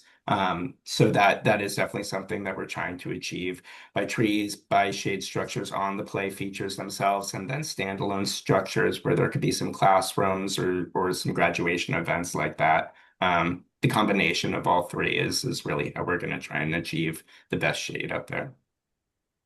Cool. And then solar panels. So we did look into solar panels. It was mainly about putting solar panels over the shade structures. And it was a little bit cost prohibitive. Pretty much the infrastructure required, like the transformer and all the electrical components that aren't the solar panels, all of that would have cost much more than we would have received as a return on investment on the roof structure. We are interested in future. We're running kind of some conduit lines like from structures like into our like utility area. If the school is ever interested in doing solar panels on the roof, it could easily be tied in and we can do additional solar panels on other shade structures. But at this time, we can't really afford that in our project's budget.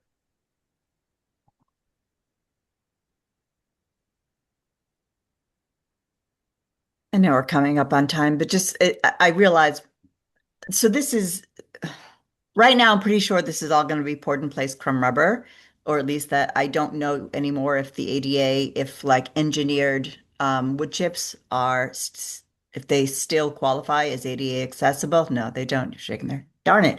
So I guess since unfortunately the port in place crumb rubber poisonous plastic stuff that is getting into all of our bodies and to the environment, if you can incorporate as much as possible some like real rocks or like sand or like in places where it makes sense, some gravel, like something that's not going to be just such a heat sink because this is just parking, crumb rubber is just as hot as during the day anyway as parking lots. So that is going to be the next challenge for all of you guys and us to try to figure out like how do we stop? What's a solution there? So I'm just please incorporate as much natural elements in the actual playground as possible, including um, vegetative beds. If you're worried about insects, do something grass heavy. Like kids need natural areas too. And that is actually, in my mind, that is a right. Even if you have, we need universal design for those who have ADA accessibility challenges. Nature is still a right. So we just can't give people crumb rubber and be like, here, we did a universal playground. Yeah, well, no, that's still not equitable in my mind. So We thanks. can definitely include some of those elements. Some of them do go against the ADA laws, like with it being an inclusive playground. I don't think we could do like a sand pit, but we can definitely do some of those other elements that you listed.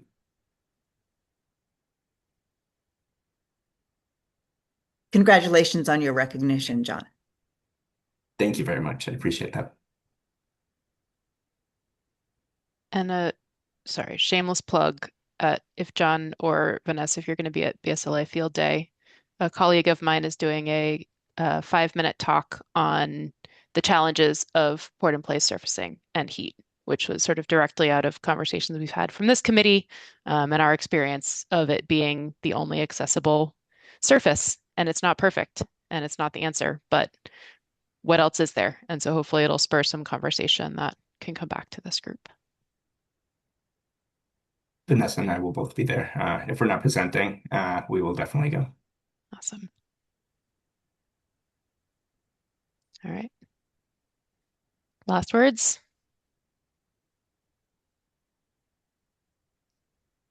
Great. Thank you so much, John. Appreciate you coming and sticking it out to the end. Thank you so much for meeting with me. I really appreciate the time.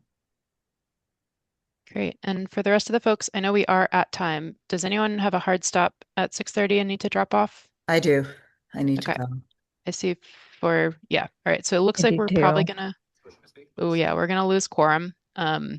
Is there any like absolutely urgent things I'll share a link in the chat for Parks Tree Health Program. It's started this week at Ed Leather's. The schedule is posted on the website, and Malik will be putting up, sorry, I'm just talking for you, Malik. Malik will be putting up work plans, I believe, soon. There will be some tree removals, including at Ed Leather's, that are happening this week or early next week. So if you hear about it, just ask us and we'll tell you what's going on. And the other thing, no, go, yeah. No, go ahead. I just, before we leave, wanted to touch base really quick on Arbor Day. Just show of hands, who can be at Arbor Day on May 8th from 3 to 6 p.m. at Lincoln? Leah, Suzanne, Joelle, oh my gosh, Joelle, David, Mary Tori, and Tori? Marion. Rivka. Great. Awesome. I'll send out more information in an email, and apparently we will meet before anyways, so we'll have a shorty meeting before that. I wanted to say in a completely unrelated capacity, but because we are all family here, as many of you know, I run the Instagram feed for the Somerville Garden Club. And basically I just post flower porn. If you are going around and you see beautiful, especially native plants, but also right now, like we were talking at the very beginning of the meeting of like, oh, these cherry blossoms are so beautiful or whatever. If you take pretty snapshots, several of you have my phone number, text them to me and I will happily post them on the Somerville Garden Club Instagram. And that would bring me great joy. And we can also celebrate more of our trees because it's not like I'm not a purist. Like they don't have to be Somerville gardens. It can just be street trees or parks. Great. Well, thanks everyone so much for joining. Any last things we need to cover before we close for today and roll the rest of our agenda until our mini Did we meeting? approve the minutes? We can wait. Yeah, we'll Okay. just delays the posting online. I was just going to say, just keep your heads up. There is a public tree hearing going to come up for an ADA accessible sidewalk where a Norway maple will have to be removed. It's a big one, so it's kind of a bummer, but it's yeah, more details. It's on 12 Hamilton Road, if anybody is interested in checking it out. Big tree, wide pruned, not able to be worked around to fix the sidewalk. So, but that'll be coming up next month, probably the second week, Thursday, May 14th. So I'll send out stuff. Sorry to end on a sad note. Yeah, it does present a challenge with the new requirement. I also wanted to say thank you for all the quality of your attention to our 90 Washington dilemma. I appreciate it. Thanks for being such a consistent advocate.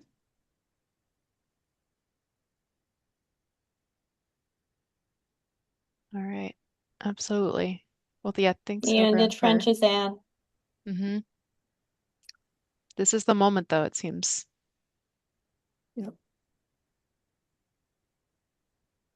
All right. Well, I think Leah, will you be able to join us at our shorty meeting later? yeah, I'll join the shorty meeting and I'll be at Arbor Day. Okay, So. great. We're not going to say goodbye yet then. But we do need someone else to be interested in co-chairing. So I'll put that out there. So, all right. Do we have a motion to adjourn? Motion to adjourn. I'll second that. All right. Thanks everyone for joining tonight. We'll see you in a few weeks. Bye all. Bye.